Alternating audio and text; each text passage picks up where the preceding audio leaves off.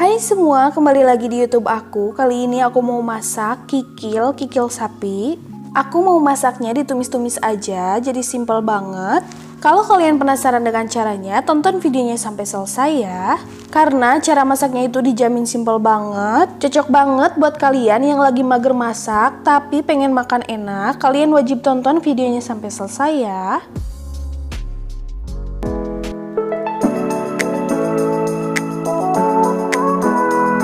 Untuk bahannya di sini aku udah punya 250 gram kikil yang sudah dicuci bersih dan direbus dengan air garam juga geprekan jahe.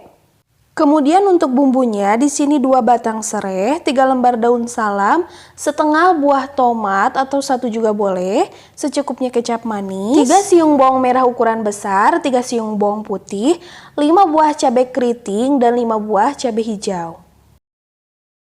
Langkah pertama, aku mau potong-potong dulu kikilnya, dipotong sesuai selera ya. Untuk cabai hijau, tomat, bawang putih, dan bawang merah akan aku iris saja. Dan untuk cabai keritingnya akan aku blender. Untuk kalian yang suka pedas, kalian bisa menambahkan cabai rawit ya. Untuk step selanjutnya, aku tumis bawang merah dan bawang putih sampai harum.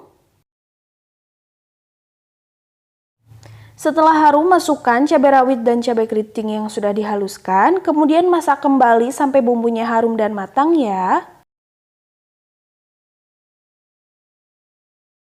Jangan lupa juga untuk memasukkan serai dan daun jeruknya ya. Nah, ini bumbunya udah matang, udah harum banget. Sekarang aku mau masukin kikilnya. Jangan lupa diaduk agar bumbunya tercampur merata. Kemudian masukkan garam sebanyak setengah sendok teh garam, setengah sendok teh kaldu ayam bubuk, dan setengah sendok teh gula pasir. Jangan lupa untuk menambahkan air. Di sini juga aku udah masukin sedikit kecap manis. Masak kikilnya sampai airnya mendidih ya. Setelah mendidih, baru aku masukin potongan cabai hijau dan tomatnya. Masak kembali kikilnya sampai airnya menyusut ya. Dan jangan lupa untuk koreksi rasa karena setiap orang bisa berbeda-beda selera.